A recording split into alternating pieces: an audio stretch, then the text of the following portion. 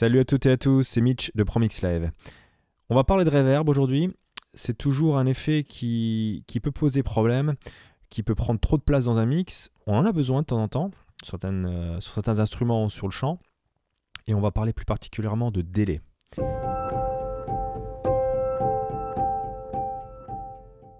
Ce que vous allez voir, c'est un extrait du cours sur la reverb qui est réservé aux abonnés ProMix Live sur promixlive.com. Bon extrait à tous. Étudions maintenant de plus près le réglage de pre-delay. Donc c'est le réglage ici. C'est le réglage, comme nous avons dit tout à l'heure, qui permet de retarder le moment où la reverb commence. Pour étudier cela et comparer un petit peu les différents types de pre-delay, j'ai loadé 3 instances de Valhalla Vintage Verb ici. C'est pas très important la reverb que j'utilise. Et chacune d'elles a différents temps de pré-delay. Ici 0, ici 71 et ici 201. Donc il faut bien regarder ici pour voir les différents types de reverb que je vais activer. Donc là ici vous pouvez voir il y a les numéros plus ou moins.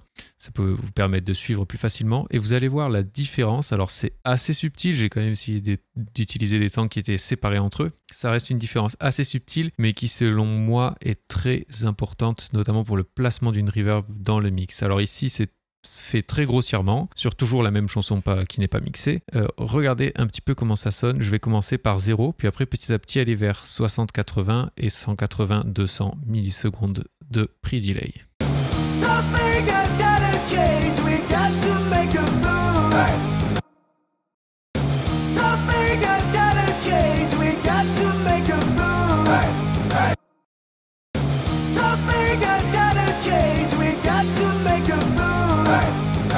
Intéressant. Écoutons encore.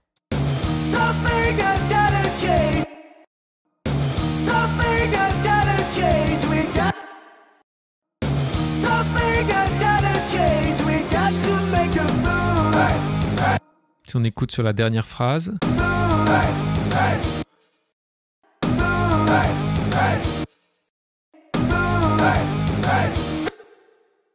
C'est intéressant comme avec un pre-delay plus long, on a l'impression que la reverb est aussi plus longue. Et la grosse différence selon moi qui a été du coup un énorme aha, un moment où, pour moi quand j'ai appris à régler les reverbs, c'est la différence entre aucun pre-delay et un pre-delay assez conséquent, donc environ 60, 80, ici 70, c'est que sans pre-delay, la reverb paraît beaucoup plus fade à mon goût. Je vous laisse regarder, enfin écouter plutôt la différence.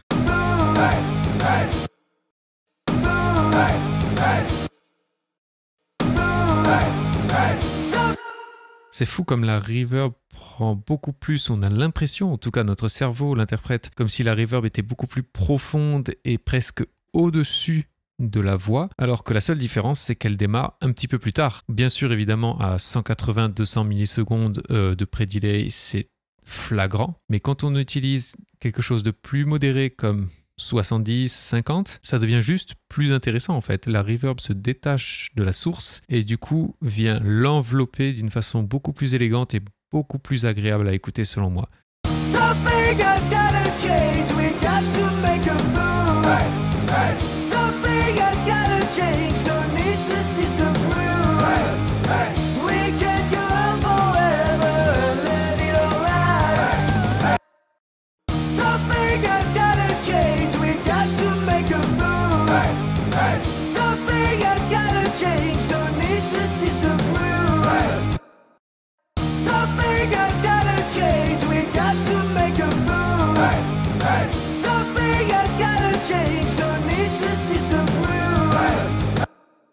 Intéressant, n'est-ce pas? Et c'est surtout en fait quand on utilise un bon réglage de pré-delay, donc ici c'est fait rapidement, mais quand on utilise un réglage de pré-delay adéquat, on arrive à entendre aussi les fréquences gênantes dans la reverb et on est plus à même d'utiliser un EQ et de la corriger un petit peu et du coup d'avoir un son qui marche vraiment bien dans le mix. Par exemple ici,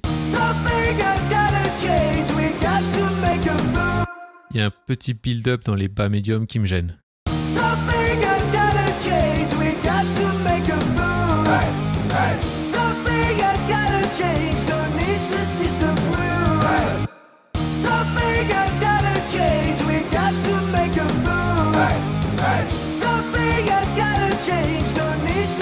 C'est mieux comme ça. Et si on écoute avec la reverb sans pre-delay, Something has gotta change, we got to make a move. Something has gotta change, we got to make a move. Something has gotta change, we got to make a move. On a presque l'impression que sans pre-delay, on rajoute un EQ sur la voix. C'est qui est un petit peu ça d'une certaine façon, puisque l'EQ est directement appliqué sur la reverb qui arrive en même temps que la voix. Utiliser un pre-delay sur sa reverb, c'est, enfin de façon adéquate, je pourrais dire, c'est vraiment quelque chose de très important. On peut s'en sortir avec une reverb trop bright ou avec un peu trop de bas médium, pas forcément bien réglé, avec pas forcément le bon son qui marcherait avec la musique en question. Si on règle bien le pre-delay de la reverb, c'est un des réglages les plus importants. D'ailleurs, c'est pour ça qu'il est ici placé à côté du réglage de decay et de mix. À ne surtout pas oublier, j'espère que cette vidéo aura rendu les choses un peu plus claires, en tout cas. Comme d'habitude, si vous avez aimé, pensez à liker, partager, cliquez la petite cloche pour être prévenu à la prochaine vidéo. Il y a aussi un Facebook ProMix Live Academy. Vous pouvez nous soutenir de ce côté-là aussi, et Instagram. Plus vous nous soutenez, plus on aura la possibilité de créer du contenu pour vous aider dans vos mixages et dans vos productions. À bientôt. Ciao!